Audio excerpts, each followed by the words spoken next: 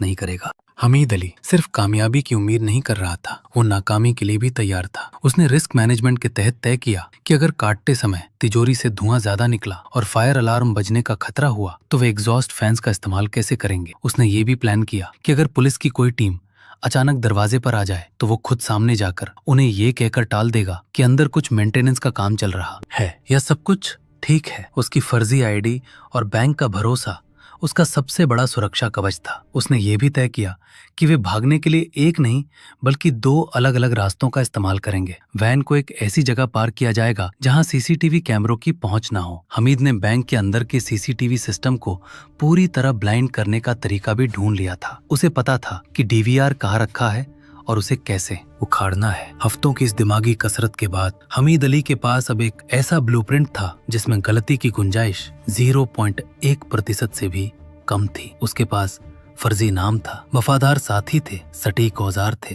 और सबसे बड़ी बात, उसके पास बैंक की वो कमजोरियां थीं जो खुद बैंक वालों को नहीं पता थी। दिसंबर की वो सर्द रात करीब आ रही थी। हमीद ने अपने साथियों को आखिरी बार ब्रीफ किया। उसने तिजोरी की मोटाई से लेकर गार्ड्स की नींद के समय तक हर चीज को दोबारा चेक किया। उसके पास अब सिर्फ एक ही लक्ष्य था, वो 31 करोड़ की रकम जो फौलाद की उस मोटी दीवार के पीछे उसका इंतजार कर रही थी। पेपर पे सब परफेक्ट था, अब बचा था सिर्फ एग्जीक्यूट करना।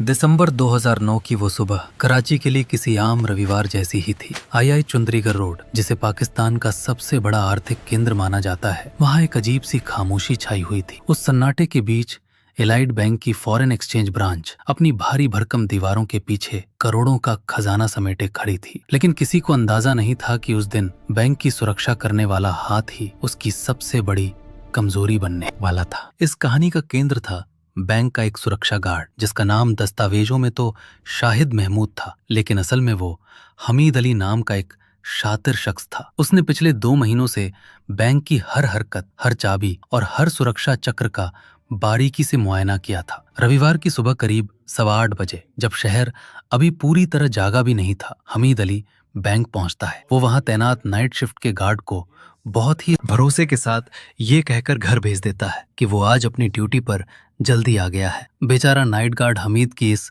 निष्ठा को भाप नहीं पाया और उसे चार्ज सौंप कर चला गया। ये वो पहला मौका था जब बैंक की सुरक्षा पूरी तरह से एक अपराधी के हाथ में थी। जैसे ही बैंक का गेट बंद हुआ, हमीद ने अपने 5 साथियों के लिए रास्ता खोल दिया, जो बाहर एक सफेद वैन में उसका इंतजार कर रहे थे।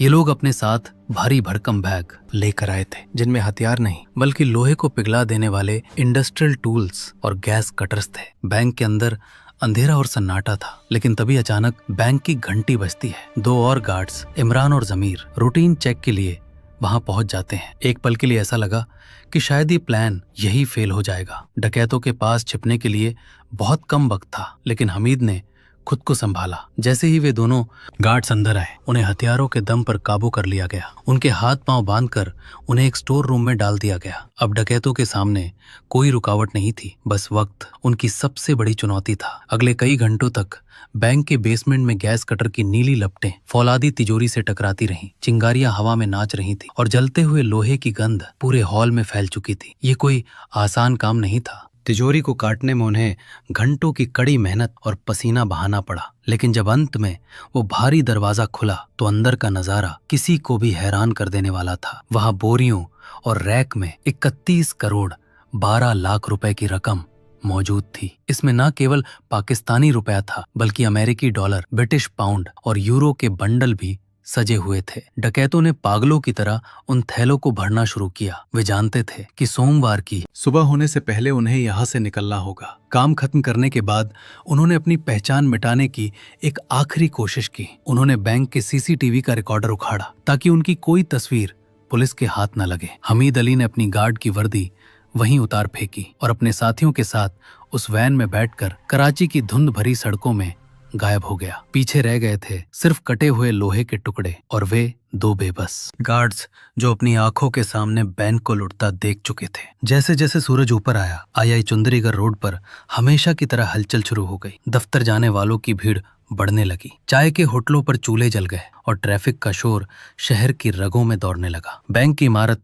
बाहर से उतनी ही शांत और सुरक्षित दिख रही थी जितनी वो हमेशा होती थी। ताले अपनी जगह पर थे और अलार्म खामोश थे। सुबह शहर जागा। सिस्टम वैसा का वैसा था, बस पैसा नहीं था।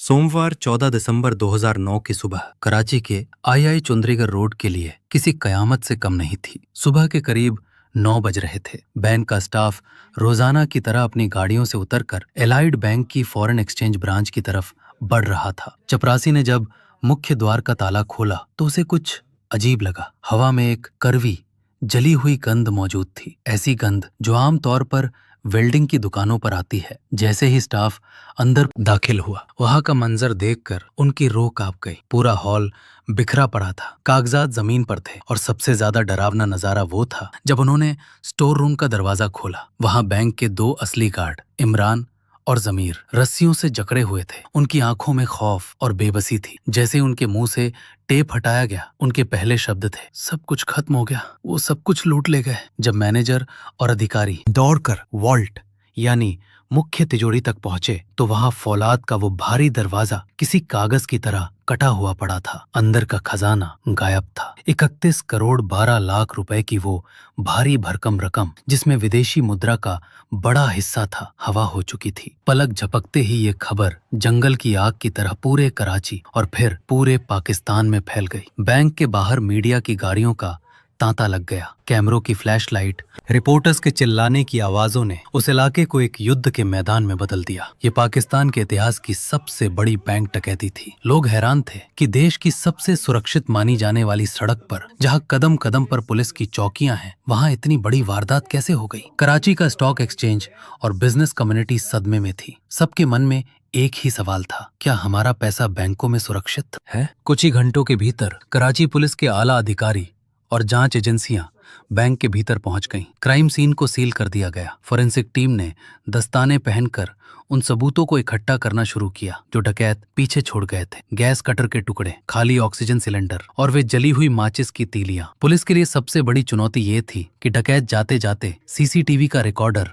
डीवीआर भी साथ ले गए थे। यानी पुलिस के पास उनकी शक्ल देखने का कोई जरिया नहीं था। जांच के शुरुआती घंटों में 2 बड़ी थ्योरी सामने आई। पहली ये कि ये किसी अंतर्राष्ट्रीय गैंग का काम है जो आधुनिक औजारों के साथ आया था। दूसरी थ्योरी ये थी कि ये एक इनसाइड जॉब है, यानी बैंक के अंदर का ही कोई शख्स इस साजिश में शामिल है। पुलिस ने बैंक के स्टाफ और उन 2 गार्ड से पूछताछ शुरू की जिन्हें बंधक बनाया गया था। पूछताछ के दौरान इमरान और जमीर ने एक नाम लिया जिसने पूरी जांच का रुख मोड़ दिया, शाहिद महमूद। ये वही नया गार्ड था जो कुछ ही हफ्तों पहले भर्ती हुआ था और वारदात वाली सुबह जिसकी ड्यूटी थी। पुलिस ने तुरंत उस सिक्योरिटी कंपनी एसपीएस से संपर्क किया जिसने शाहिद महमूद को बैंक में तैनात किया था। जब उसके भर्ती के दस्तावेज मंगाए गए तो पुलिस की उम्मीदें जाग उठी। उनके पास उसका पहचान पत्र, CNIC नंबर और उसका घर का पता। पुलिस की एक टीम तुरंत उस पते पर पहुंची जो रिकॉर्ड में दर्ज था, लेकिन वहां पहुंचकर उन्हें एक और झटका लगा। वो पता फर्जी था। जिस शाहिद महमूद को वे ढूंढ रहे थे वो उस नाम का इंसान वहां कभी